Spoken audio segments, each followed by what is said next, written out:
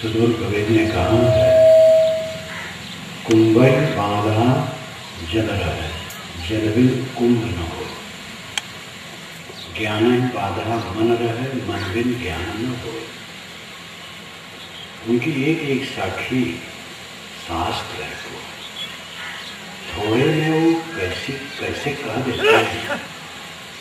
अद्भुत शब्द थी, सारे शब्द सरल हैं और लगता है ऐसा तो हम भी कह सकते हैं, लेकिन हम लोग कह नहीं पाते, ऐसा छंद नहीं बना पाते। कुंभै बाधा जल रहे, जल बिन कुंभ न हो। ज्ञान बाधा मन रहे, मन बिन ज्ञान न हो।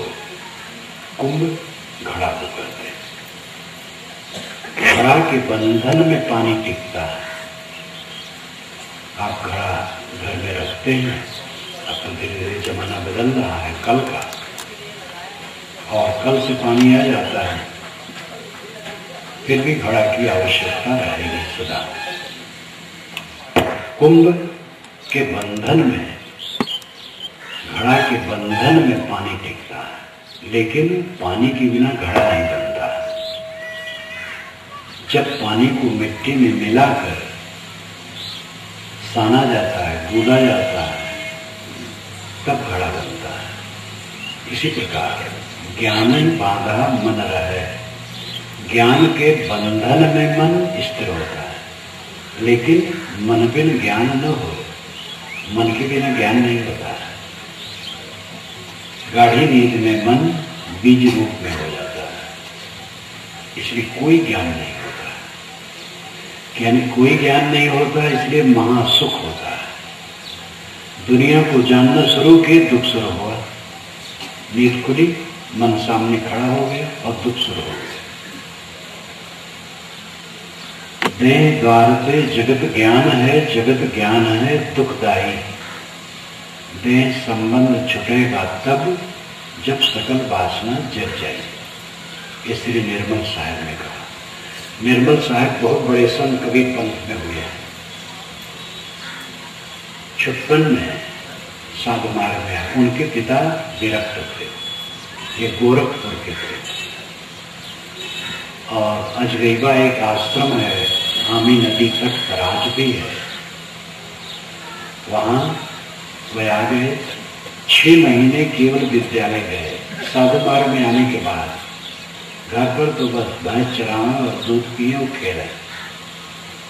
लेकिन जब आ गए साधु मार्ग में तो 6 महीने संतों ने कहा पढ़ो विद्यालय में।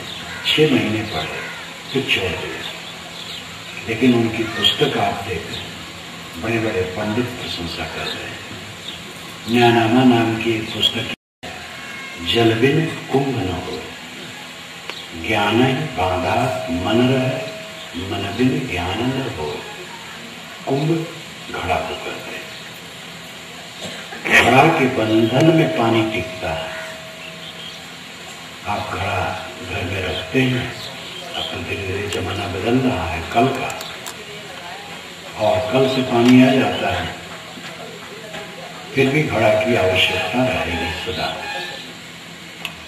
कुंभ के बंधन में, घड़ा के बंधन में पानी टिकता है, लेकिन पानी के बिना घड़ा नहीं बनता। जब पानी को मिट्टी में मिलाकर साना जाता है, गूंदा जाता है, तब घड़ा बनता है। इसी प्रकार ज्ञान बांधा मन रहे, ज्ञान के बंधन में मन स्थिर होता है, लेकिन मन बिन ज्ञान न हो। मन के बिना ज्ञान नहीं होता है। गाढ़ी नींद में मन बीज रूप में हो जाता है, इसलिए कोई ज्ञान नहीं होता है।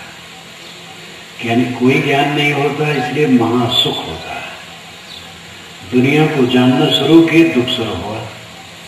नींद खुली, मन सामने खड़ा हो गया और दुख शुरू हो गया। देह द्वार पे जगत ज्ञान है, जगत ज्ञान है दुखदाई। देह संबंध छुटेगा तब, जब सकल वासना जग जाए। ये श्री निर्मल साहब ने कहा।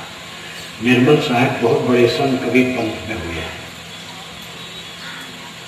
56 में साधु मार्ग में आए। उनके पिता विरक्त थे, ये गोरखपुर के थे। और अजगैबा एक आश्रम है, आमी नदी तट पर आज भी है, वहां वे आ गए। 6 महीने केवल विद्यालय गए। साधु मार्ग में आने के बाद घर पर तो बस भैंस चराना और दूध पिए और खेले। लेकिन जब आ गए साधु मार्ग में तो 6 महीने संतों ने कहा पढ़ो विद्यालय में। 6 महीने पढ़े, फिर छोड़ दिए। लेकिन उनकी पुस्तक आप देखें, बड़े बड़े पंडित प्रशंसा कर रहे हैं। ज्ञानामा नाम की एक पुस्तक यहाँ मैंने टीका कर दी है, उसको आप देखिए। अब तो पूरी पुस्तक उनकी 2 महीने में आ जाएगी, 450 पृष्ठों की टीका सहित। उसी में उन्होंने ये पंक्ति कही है, देन द्वार से जगत ज्ञान है, जगत ज्ञान है दुखदायी। देह संबंध छुटेगा तब जब सकल वासना जल जाए। देह द्वारा जगत का ज्ञान होता है। अगर हम देह में न होते तो जगत का पता न रहता। चांद, सूरज, पृथ्वी, नक्षत्र, तारे, गण, निहारिकाएं, ईथर की कल्पना कौन करता? हल्दी की बात छोड़ो, पूरा भारतवर्ष और चांद, सूरज और अनंत भुवन, कुछ का ज्ञान न हो, शरीर अगर न हो तो हम कुछ भी नहीं जान सकते। देह द्वार से जगत ज्ञान है। देह के दरवाजे से जगत का ज्ञान होता है और जगत ज्ञान है दुखदायी। जगत का ज्ञान दुख देता है। जगत को जानो और दुख भोगो। गाड़ी नींद में थे, महासुखी, नींद खुली, दुख शुरू। जहां अनुकूलता लगती है वहां भी दुख है। जो प्रतिकूलता हो तो दुख ही है, अनुकूलता में भी दुख है। जहां आप अनुकूल मानते हैं वहीं से दुख शुरू होता है, लेकिन ये समझ में नहीं आता है।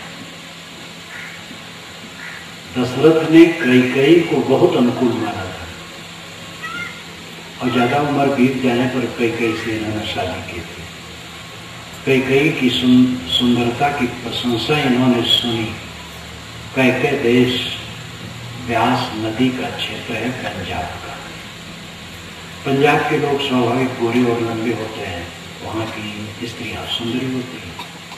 पुरा काल से रजवाड़े पंजाब से दुल्हन लाते थे और कैकेयी की मोह में कैकेयी नरेश से ये हार गए। कैकेयी नरेश ने कहा कि कैकेयी को मैं तुम्हें तब दूंगा जब तुम्हें प्रतिज्ञा करो कि कैकेयी से पैदा हुआ बच्चा अयोध्या की गद्दी पर बैठेगा। ये मोह बस गए, ठीक है,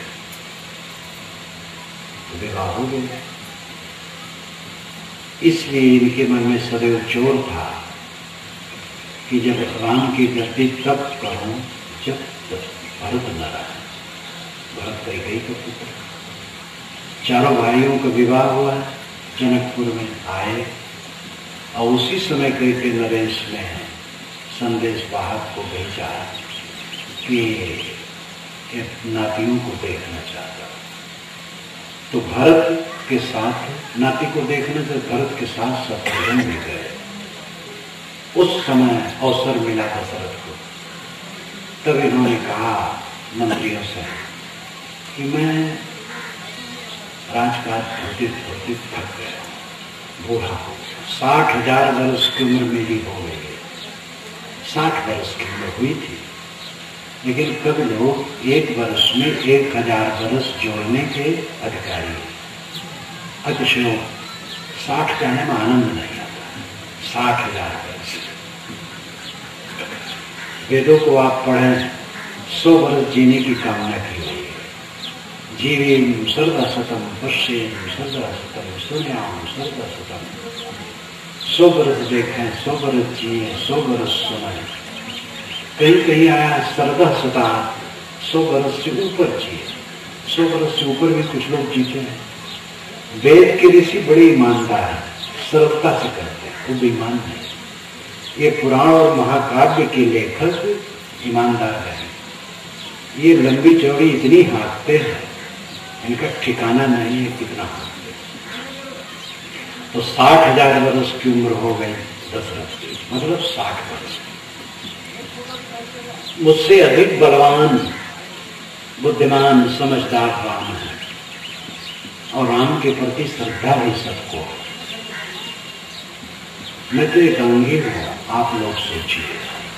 मैं चाहता हूं कि राम को गद्दी दे दी जाए, युवराज बना दिया जाए। सभी मंत्रियों ने समर्थन किया।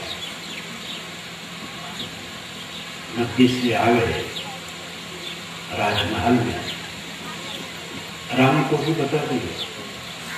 राम भी सुने इस बात को। फिर शाम जब हुई तो दशरथ के मन में और खलबली हुई, और तुरंत नौकर को भेजे कि राम को बुला लो। तो राम अपने धर्म से आए। उन्होंने कहा, देखो भरत सज्जन है, हमारे अनुगामी हैं, भाई हैं, साधु स्वभाव, लेकिन मन किसी का भी बदल सकता है। जब तक अयोध्या से वे दूर हैं, तुम्हारी गलती हो जाना चाहिए। इस साफ साफ कर वाल्मीकि रामायण। राम कुछ नहीं कर, चुप है। उन्होंने कहा, मैं वशिष्ठ को भेजता हूं, गुरु वशिष्ठ को, कोई तुम्हें दीक्षा देंगे, तुम दोनों प्राणी दीक्षित हो जाओ, चटाई पर सो, पलंग पर न सो, व्रत से रहो, और कल गद्दी हो जाए। राम लौट आए। फिर जो कांड हुआ आप जानते हैं। ये बात कम लोग जानते हैं जो मैं कहा, क्योंकि वाल्मीकि रामायण है। और कैकेयी के लिए दशरथ हारे हैं कि कैकेयी का जन्मा बच्चा गद्दी बैठेगा, ये चित्रकूट में राम ने भरत को बताया है। जब भरत बारंबार कहे कि आपको चलना है, गोस्वामी जी ने तो कोमल कर दिया है। भरत कहते हैं कि भैया आपकी जैसे आज्ञा, राम कहते जैसे तुम कहो। वाल्मीकि रामायण में ऐसा नहीं, दोनों बहस करते, पूरा वकालत। राम अपना पक्ष रखते हैं कि तुम ही गद्दी के अधिकारी हो, मैं नहीं चाहता। भरत कहते नहीं, आप अधिकारी हैं, मैं गद्दी नहीं बैठूंगा। इस पर खूब तर्क चलता है। यहां तक तर्क हो गया है, जब राम नहीं माने तो भरत प्रागवेशन पर बैठ गए। प्रागवेशन का मतलब है आमरण अनशन। उन्होंने कहा सुमंत से, सुमंत एक चटाई चबूतरे पर रख दो, मैं प्रागवेशन पर बैठूंगा, आमरण अनशन पर। अगर राम अयोध्या नहीं चल गए तो मैं उपवास करके मर जाऊं। तो सुमंत की हिम्मत नहीं हुई कि वो चटाई रखे, क्योंकि राम का आदर। तो बड़ा निराश हुए भरत, तो खुद उठे, एक चटाई ले लिए, बैठ गए। तब राम ने कहा, भरत प्रागवेशन ब्राह्मण करता है। किसी असत बात को दूर करने के लिए, राजा को झुकाने के लिए ये ब्राह्मण प्रागवेशन करता है, आमरण अनशन। क्षत्रिय तो धन्ना बाण उठाता है, तुम क्षत्रिय हो। और क्या क्या कहे, वो बेचारे शर्मा गए। तब राम ने कहा कि गद्दी के अधिकारी तुम ही हो। कैकेयी नरेश से पिताजी हार चुके हैं। जब कैकेयी की शादी हुई है तुम्हारी माता की पिता से, तभी हार गए। तो ये अजब बात है। मोह, मोह आदमी को भटका देता, विचार शून्य कर देता। राजा दशरथ जैसे विचारवान बड़े पुरुष पहले कैकेयी के मोह में वचनबद्ध हुए, अब दूसरा मोह कि रामायण गद्दी होना चाहिए। तो गद्दी होना चाहिए तो भरत को बुला लो। छोटा सा काम होता है तो सगे संबंधी तक बुलाए जाते हैं। सत्ता का परिवर्तन हो रहा है, भरत शत्रुघ्न बाहर हैं, उनको बुलाया भी नहीं जाता है, और ये भी कहा जाता है जब तक कोई दूर है तब तक तुम्हारी गद्दी हो जाए। ये सब कितनी कमजोरियां, इन कमजोरियों का परिणाम दुख होता है।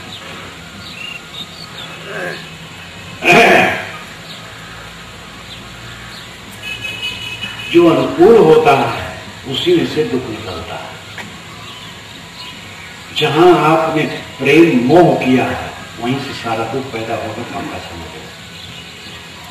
गांव में एक लड़का था या लड़की, वो मिलते जुलते थे, कोई चिंता नहीं, लेकिन किसी दिन मोहब्बत हो गई। अब एक दूसरे को देखे बिना रह नहीं पाते। पहले ऐसा कुछ नहीं था, दूसरे के बिना बहुत आनंद से रहते थे, अब नहीं रह पाते। बहुत अनुकूल माने तो शुरू हो गए। तम्बाकू आप नहीं खाते थे, तम्बाकू की कोई परवाह नहीं, अब खाने लगे, अब तम्बाकू बिना रह नहीं पाते। ये दिल जोड़े थे बड़ा दुख हो, नाहक कोई दिल जोड़े। दिल जोड़ने से बड़ा दुख होता है, इसलिए निरर्थक लोग दिल जोड़ते हैं। दिल वहां जोड़ना चाहिए जो कभी छूटे ना। कौन सी वस्तु है दुनिया में जो कभी नहीं छूटती?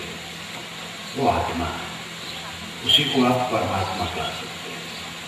परमात्मा कभी नहीं छूटता, वो परमात्मा आत्मा है, उसमें दिल लगाओ। लेकिन उसमें कैसे दिल लगाएं? उसको तो देखते नहीं, इसी को समझना है। देखने वाला कौन है? आप ही आत्मा है और आप ही परमात्मा। जो कुछ देखते हैं उसका मन छोड़ो तो अपने आप शेष रह जाएंगे।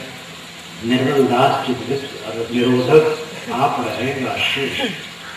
श्री निर्मल साहब कहते हैं कि चित्त वृत्त का निरोध करने वाला स्वयं शेष रह जाएगा।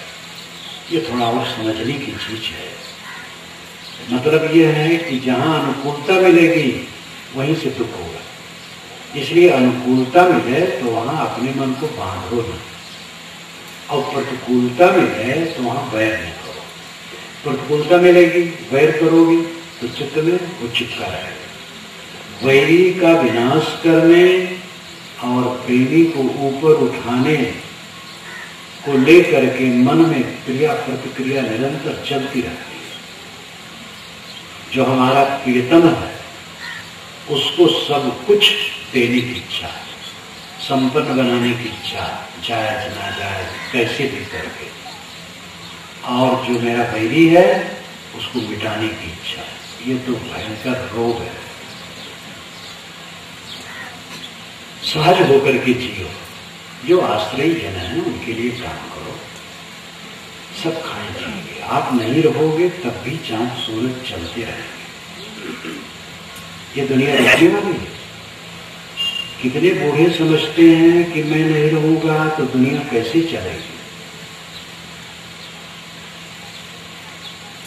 ऐसा मानते हैं, लगता है कि उनकी परंपरा में आगे जितने बाल बच्चे होंगे पीढ़ी दर पीढ़ी उनके हाथ पैर नहीं होंगे, इसलिए उनके लिए कमा के रख देना चाहिए।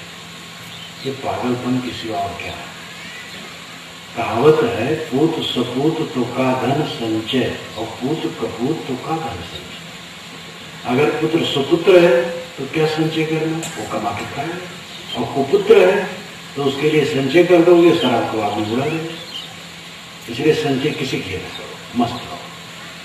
पक्षी संचय नहीं करते हैं, वो सब खाते हैं, उनके बच्चे भी खाते हैं, सब जानवर खाते हैं, सुबह ही चहचहाने लगते हैं। मैं सुबह जब घूमने गया इधर, अंधियारी ही थी, तो वहां चौराहे पर जब गया तो उसके आगे एक पेड़ पड़ा, उस पर कौवा खूब ठहरे और खूब काँव काँव कर रहे थे। मैंने साथी से कहा, देखो सुबह का समय, प्राणप्रद वायु, पक्षी भी इससे आह्लादित होते हैं, वो बोलते हैं। आदमी ऐसा है, सूरज उगने पर उठता है। कितने लोग हैं सूरज उगने पर उठते हैं और उठेंगे तो मालूम होता बीमार है। उनके मुंह से हंसी नहीं निकलेगी, प्रसन्नता की बात नहीं, हाँ क्रोध निकलेगा। कहीं लड़के को डांटेंगे, कहीं पत्नी को डांटेंगे, कहीं सास बहू को डांटेंगे। गरम चहचहाना नहीं। वो चहचहा रहे हैं, उनके न कपड़े हैं, न मकान है, न संग्रह है, न बैंक बैलेंस है, कुछ नंगे और चहचहा है। अब आप कपड़ा पहने हैं, घर बनाए हैं, घर में संग्रह है, नियमित आमदनी है, कितने लोगों के बैंक में खाते हैं, लेकिन दुखी रो रहे हैं। क्यों? विवेक का अभाव, समझदारी का अभाव, आध्यात्मिक काम नहीं करते, केवल व्यवहारिक, केवल व्यवहारिक। मेहनत करो, धन बटोरो, बाल बच्चों को पालो पोसो, उनको जितना बन सके बड़ा बनाओ। बड़ा बनने मतलब ये रुपये पैसे ज्यादा हो जाए। साहस करो, कमाओ, खाओ, खिलाओ, अपने मन को शुद्ध करो। सच्चा सुख मन की निर्मलता में। अकेले में बैठो, आपके चित्त में द्वंद्व न हो तो समझ लो आपका मन सही है। जब आप काम करते होंगे, बात करते होंगे, तब मन बटा रहता, उस समय कोई तकलीफ ज्यादा नहीं आती। लेकिन जब आदमी अकेले में होता है, लेटा है, बैठा है, अकेले चलता है, तब उसके मन में द्वंद्व आते हैं। जो राग और द्वेष के द्वंद्व है तब सताते हैं, तो व्याकुल होता है। किसी को मिटाने की चिंता है और किसी को जायज नाजायज संपन्न करने की चिंता है। मन ही मन में गरिया रहा है। कितनी देवियां हैं, मन ही मन में बरबराती रहती है, गुनगुनाती रहती, साफ सुनाई नहीं देता क्या बोल रहे। गर्म है एकदम, सास पर होंगी, बहू पर होंगी, देवरानी जेठान पर होंगी, किसी पर होंगी, एकदम गर्म। ये मन की लीला ऐसी है कि मन में कबाड़ भरा है, सब दुखी, सब दुखी। पैसे से कोई सुखी होगा? पैसे का बल है व्यवहार का संपादन करने में सहयोग करना। पैसे से आप अन्न खरीद सकते हैं, कपड़े खरीद सकते हैं, मकान बना सकते हैं, गाड़ी खरीद सकते हैं। पैसे से सुख नहीं खरीद सकते, पैसे से नींद तक नहीं खरीद सकते, भूख नहीं खरीद सकते। जब फायदे से रहोगे तो भूख लगेगी। कम खाओ, संतुलित खाओ, सुपाच्य शुद्ध खाओ, और उसमें बात है कम खाओ तो भूख लगेगी। और कम खाओ तो मन शांत रहेगा। तो कम खाना भी नहीं, गम खाना भी नहीं। खाने बैठे तो होश आवास नहीं, गला तक बढ़ गई। और गम खाना किसी से नहीं, सबसे लड़ना, सबसे लड़ना, हरदम झगड़ा झगड़ा, कला कला कला कला। कैसे पेट ठीक रहेगा, कैसे मन ठीक रहेगा? सीधी सी बात है, पेट और मन ठीक है, सब वेद शास्त्र का उपदेश इसमें आ गया, सारे मत का सार आ गया।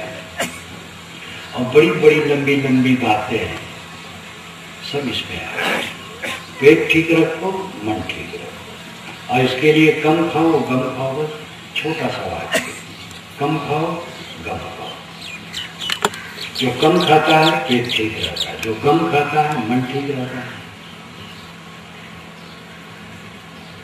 अनुकूलता में प्रतिकूलता आती है, सुख में दुख आता है, संयोग में वियोग आता है, संग्रह में विनाश आता है, जन्म में मृत्यु आती है, उत्थान में पतन आता है। इसको कोई हस्ती दुनिया की रोक नहीं सकती।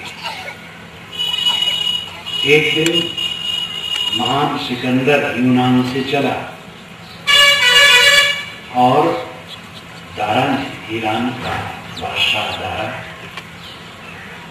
उसके पितामहों को हराया था। पिता को ही हराया था, तो पिता तो मर गए थे फिलिप्स, किंतु सिकंदर बदला लेने की चिंता में था। सिकंदर महामेधावी, नीति निपुण, शरीर से भी बलिष्ठ, अद्भुत शक्ति वाला था। थोड़ी उम्र थी, नौजवान, और वो चल गया। रास्ते में और देशों पर भी वो विजय करता है और ईरान को जीता। ईरान के बाद फिर भारत का हमला किया। पुर नाम के हमारे राजा उससे लड़े और हार गए। जब आमने सामने हुआ तो उसने कहा कि आपके साथ क्या व्यवहार करो? तो पुर ने कहा जैसे एक राजा दूसरे राजा के साथ व्यवहार करते हैं। तो बहुत प्रभावित हुआ और उसके आदमी सब थक गए थे और लगता था भारत को जीत नहीं पाया। और जो कुछ जीता था पुर को दे करके वो लौट गया। लेकिन शैतान इतना कि रास्ते में भी वो छोटे छोटे देशों पर कब्जा करने के लिए लड़ता गया और बीच में खाना लगा और मर गए। कितना गर्ज करके चला और लौट करके अपनी बीवी बच्चों को भी नहीं देख सके। महान सिकंदर कहो चाहे शैतान सिकंदर, महानता तब मानी जाती है जो आदमी रचनात्मक काम करे, सुखदायी काम करे। मार काट करने वाला महान नहीं होता।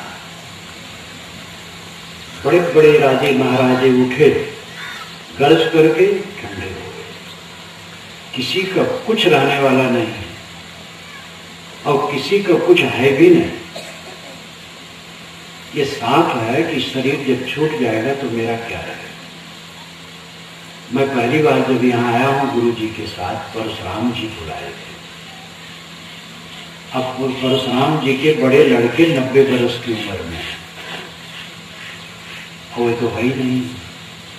और उनका यहां क्या, किसका क्या। शरीर छूटा, सोचो शरीर छूटने के बाद मेरा क्या रहेगा।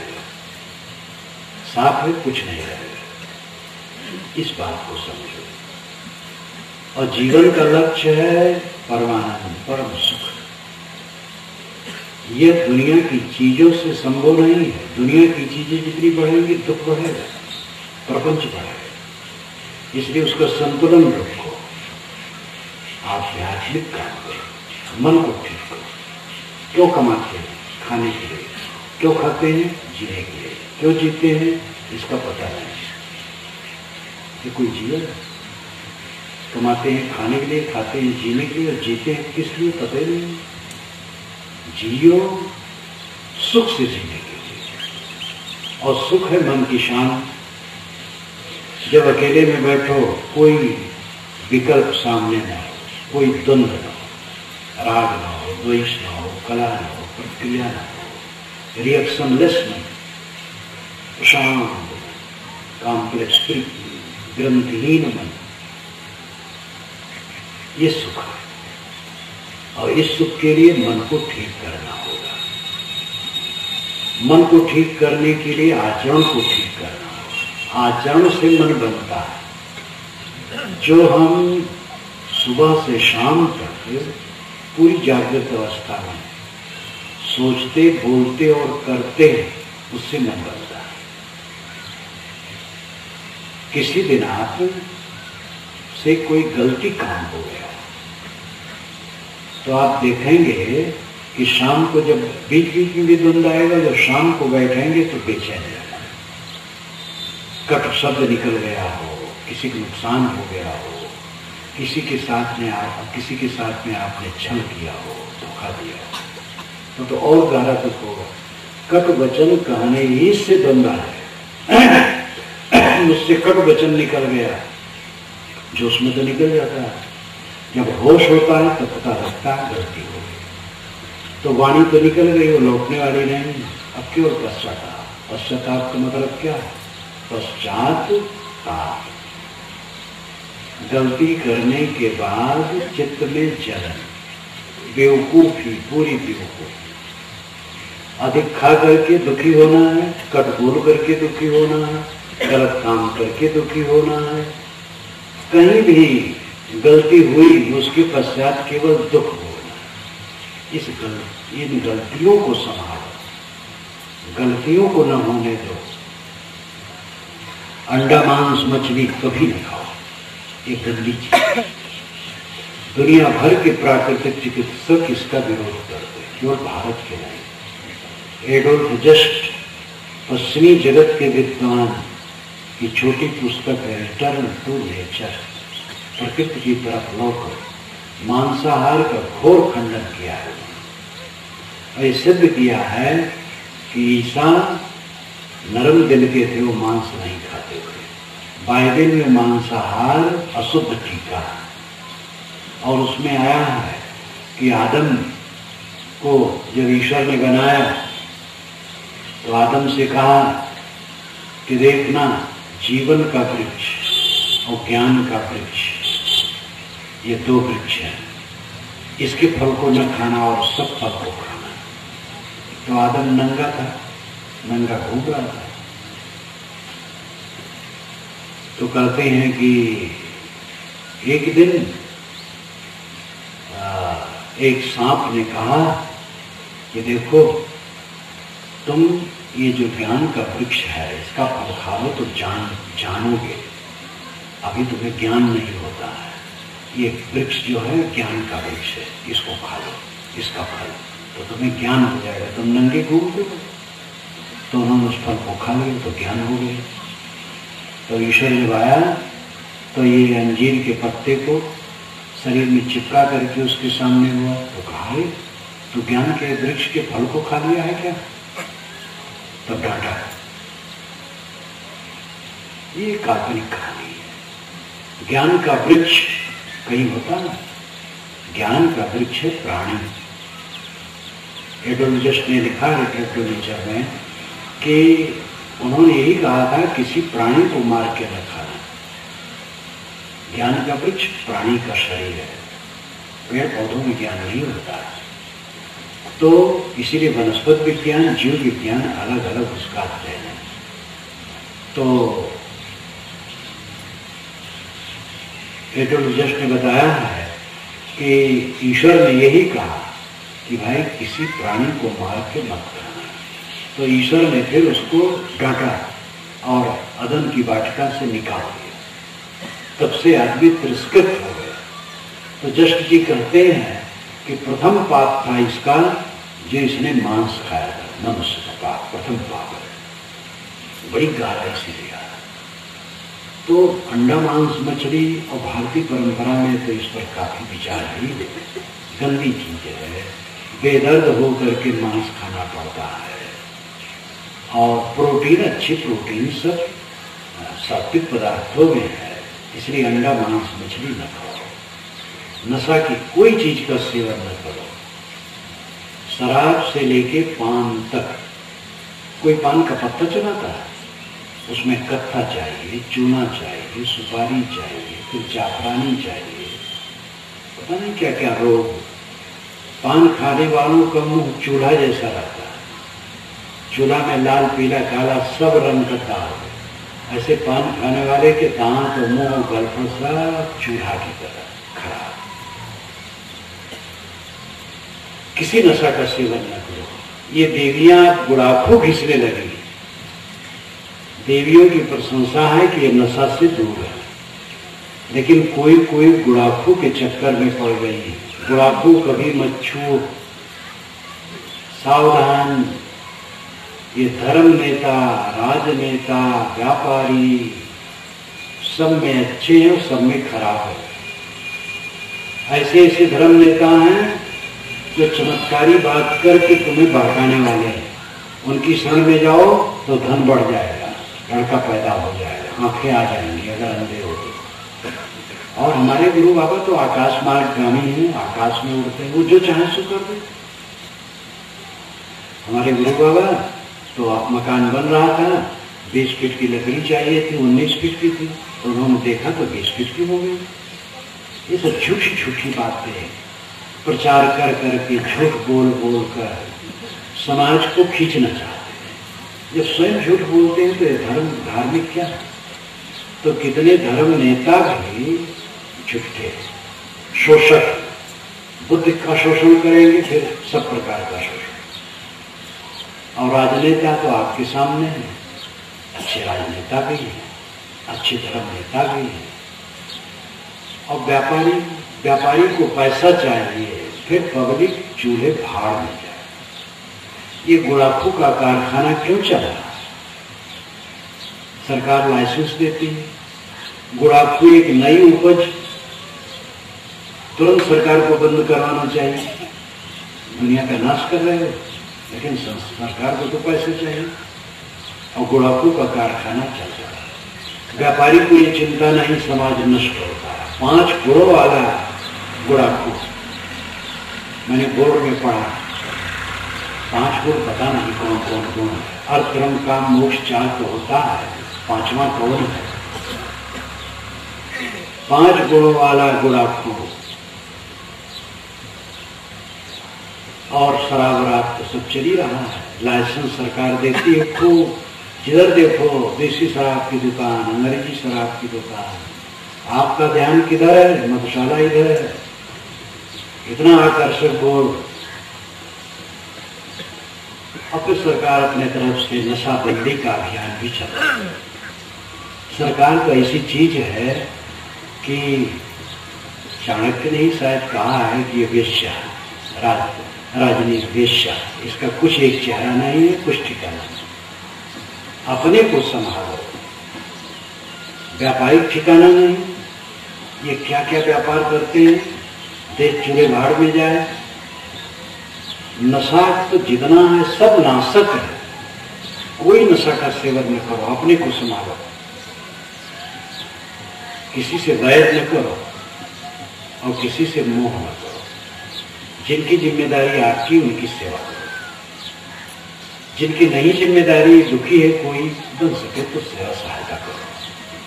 और जिनकी जिम्मेदारी उनकी तो सेवा करनी ही है, लेकिन मोह न करो। इन्हीं में से उठ जाना है अचानक। मोह करोगे तो फंसोगे। मोह वैर नहीं करोगे तो चोरी, हत्या, व्यभिचार ये सब नहीं होगा। झूठ, कपट, छल नहीं होगा। अवक्षलक्षण नहीं होगा। जीवन को बदलो, जीवन को सुधारो, तब मन शुद्ध होगा। और मन शुद्ध होगा तो शांति मिलेगी। मन की कई वृत्तियां होती हैं। क्षिप्त वृत्ति, मूढ़ वृत्ति, विक्षिप्त वृत्ति, एकाग्र वृत्ति और निरुद्ध वृत्ति। ये 5 वृत्तियां मन की होती हैं। क्षिप्त वृत्ति होती है अत्यंत रजोगुणी, रजोगुण से भरा हुआ। चाहे वो बूढ़ा है लेकिन आंख मूंदी कल्पना करता है, मैं 22 वर्ष का सुंदर जवान हूं, मेरी पत्नी तो 18 ही वर्ष की है, सोने का मकान बना है, रंग महल में हूं, पता नहीं क्या क्या सोचता है। पागलपन क्षिप्त वृत्ति का लक्षण है। रजोगुण से भरा हुआ मन, विषय वासनाओं में चित्त उद्वेलित, ये क्षिप्त वृत्ति पागलपन हो रहा है।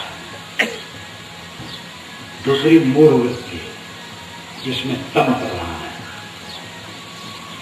कुछ करने में मन नहीं होता है, जड़ता, आलस, नींद, ये मूढ़ वृत्ति। विक्षिप्त व्यक्ति है, इसमें रजगुण और तमगुण दबा रहता है, सतगुण रहता है, लेकिन बीच बीच में रजगुण उभरता है। ऐसे लोग होते हैं कि व्यर्थ कल्पना नहीं करते और मूढ़ भी नहीं होते, सतगुणी होते हैं, लेकिन बीच बीच में उनका मन वासनाओं की तरफ उछलता रहता है। ये विक्षिप्त वृत्ति है। एकाग्र वृत्ति है। एकाग्र वृत्ति में सतोगुण प्रधान रहता है, रजोगुण तो रहता नहीं, तमोगुण रहता नहीं, सतोगुण रहता है।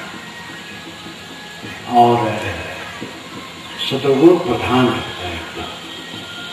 तो चित्त की एकाग्रता, कोई काम करेगा तो उसमें उसका मन चल जाए।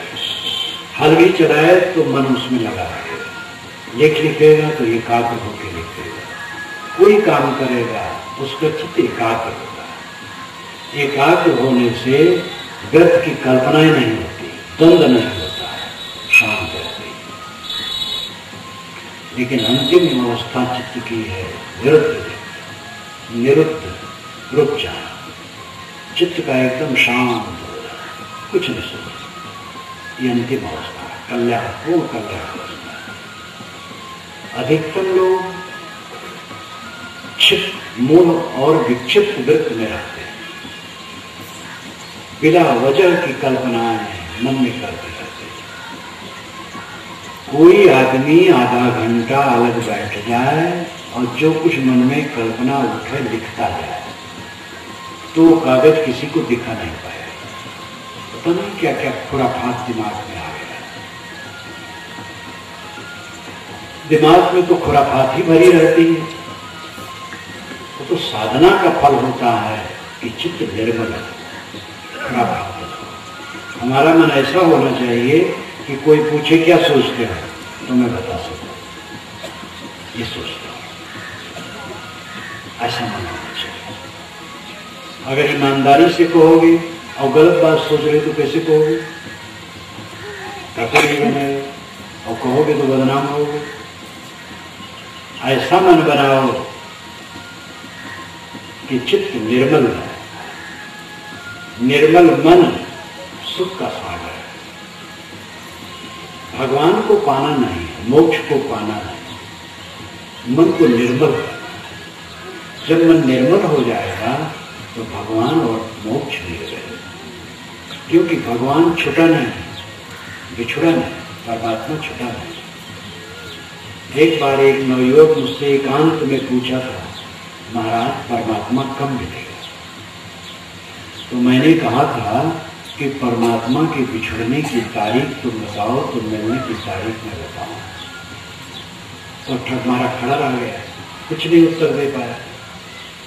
मैंने कहा भैया परमात्मा बिछुड़ा ही नहीं, मिलना कहाँ? समझना है और ठहरना है।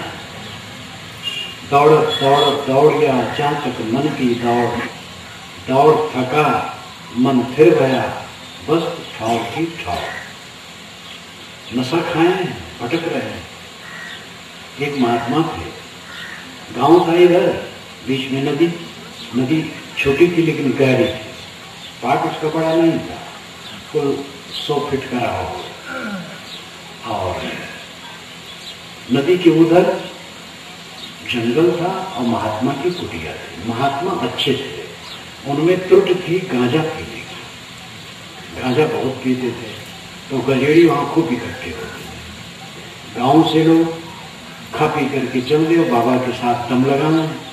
तो एक बार गए 8-10 लोग, नौका से पार हो गए। तब तक नौका वाला था, पार हो गए और बाबा के पास बैठे और दम लगना शुरू हुआ। तो लगाते लगाते आधी रात बीत गई। तो कई भाई अब चलो, तो आए तो नौका खूंटे में बांध करके नाविक चला गया था। तो उसमें लोग बैठे और एक ने बल्ली संभाली और बल्ली मारना शुरू किया। तो थक गया, 1 घंटा मारता रहा और नौका उधर नहीं रही। 3 मिनट में लग जाते थे। तो दूसरा उठा, वो बल्ली मारने लगा। सब अपना अपना अंदाजे सब बल्ली मारते थे। इतने में रात बीत गई, पो फटा, सुबह का प्रकाश पूरब तरफ निकला और उधर नशा भी घटा। तो एक ने कहा, अरे यार नौका तो खूंटे में बंधी है। तो नौका खूंटे में बंधी रहे तो बल्ली मारने से नौका कहीं पार होगी। ऐसे हमारा हाल है। हम नशा में चूर हैं, अहंकार के खूंटे में अपने जीवन के नौका को बांधे। इसलिए भक्ति भजन साधन करते हुए बुढ़ा गए, लेकिन मन साफ नहीं, क्योंकि काम डट करके नहीं किया। डट करके काम करो। रोज अकेले में बैठो। देवियां देवता सबसे निवेदन है, देवियां भी अब पढ़ी लिखी हो गई हैं, ज्ञान के ग्रंथ पढ़ें। अकेले में बैठे ज्ञान के ग्रंथ पढ़ें, चिंतन मनन करें, ध्यान करें, चित्त एकाग्र करें। जो भक्त और संत साधक हैं उनसे मिल करके राय कैसे करना चाहिए। वकील बड़े वकीलों के साथ रह करके अभ्यास करता है, डॉक्टर बड़े डॉक्टरों के साथ रह करके अभ्यास करते हैं। यहाँ तक चोरी करने का अगर सीख लेनी है तो बड़े चोर के साथ प्रशिक्षण लेना पड़ता है, क्योंकि चौरत एक कला है। कभी कभी अपना रखा हुआ सामान नहीं मिलता है, मिनटों बीत जाते हैं खोजते, और चोर किसी के घर में जाते और मिनटों में काम करके चले जाते। तो उनकी भी कला है। चोर के भी उस्ताद होते हैं, गुरु होते हैं। कल्याण प्राप्त करना है तो जो कल्याण की साधना में लगे हैं उनसे मिलो, उनसे पूछो और ज्ञान के ग्रंथ पढ़ो, अकेले में चिंतन करो। इतना तो मोटा मोटी समझते हो कि गलत न खाओ, गलत न पियो, गलत न बोलो। नशा और मांस की चीजें गलत खा के उठते हैं। गलत बोलना, झूठ, कट, असली, ये सब गलत बोलना, गलत करना, किसी को पीड़ा देना, इंद्रियों को गलत मार्ग में न ले जाओ, संयम करो। ये तो सब समझ सकते हैं। ये सब करोगे तो बात आगे और समझ में आएगी। खेत में आप बीज डाल दो तो फसल थोड़े होगी। पहले तो खेत की कमाई करना, उसके पश्चात ऋतु आने पर बीज डालना, खाद पानी आदि निदाई बियासी बहुत काम करता। सुरक्षा, तब धान कट करके खलिहान में आता।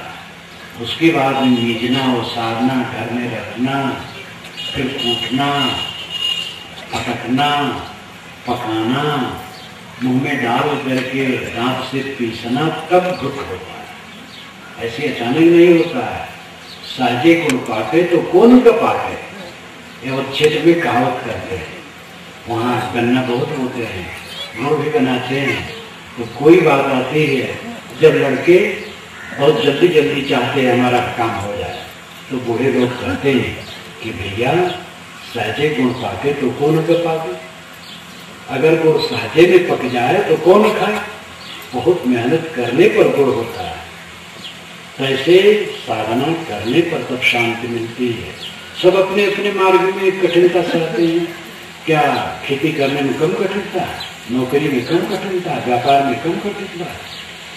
और साधना तो ऐसी चीज है, तुरंत लाभ मिलता है। धान आपको 6 महीने में मिलने वाला है।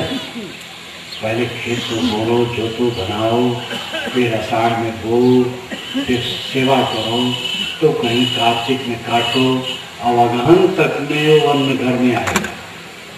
लेकिन साधना में उधर ध्यान दो, कैसे मन में शांति आती है। ज्ञान की बातों को सुनने में, सोचने में, बोलने में, करने में, सब में सुख है। आध्यात्मिक साधना का परिणाम साधना के साथ ही होता है। व्यवहारिक काम में परिणाम तुरंत नहीं होता है, परिणाम पीछे मिलता है। अध्यात्म में तुरंत परिणाम मिलता है।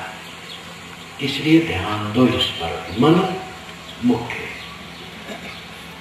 कुंभन बाधा चल रहे, जल बिन कुंभ न हो। ज्ञान ही बाधा मन रहे, मन बिन ज्ञान न हो। घड़े के बंधन में ही पानी टिकता है, किंतु पानी के बिना घड़ा नहीं बनता। इसी प्रकार ज्ञान के बंधन में मन स्थिर रहता है, लेकिन मन के बिना ज्ञान नहीं होता। मन बहुत काम की चीज है। शुक्ल यजुर्वेद में भी 6 मंत्रों में शिव संकल्प का वर्णन है, इतना मनोहर है। मैंने अपने वेद में उसको रखा है। वेद क्या कहते हैं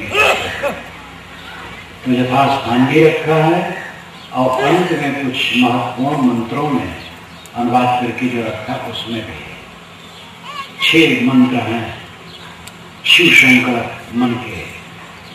जो मन दूर चला जाता है, बहुत सोचता है, जिसके बिना वेद मंत्रों का पाठ नहीं हो सकता है, जिसके बिना कुछ नहीं हो सकता है, वो मेरा मन शिव संकल्प वाला हो। शिव संकल्प यानी कल्याण में संकल्प। राग, द्वेष, ईर्षा, क्रोध, काम, मद, मत्सर, विकार का स्मरण न करो, निर्मल मन रखो, यही शिव संकल्प है। चित्त की निर्मलता जीवन का परम सुख है। मैं अपनी वाणी को विराम देता हूँ। बोलिए सद्गुरु देव की।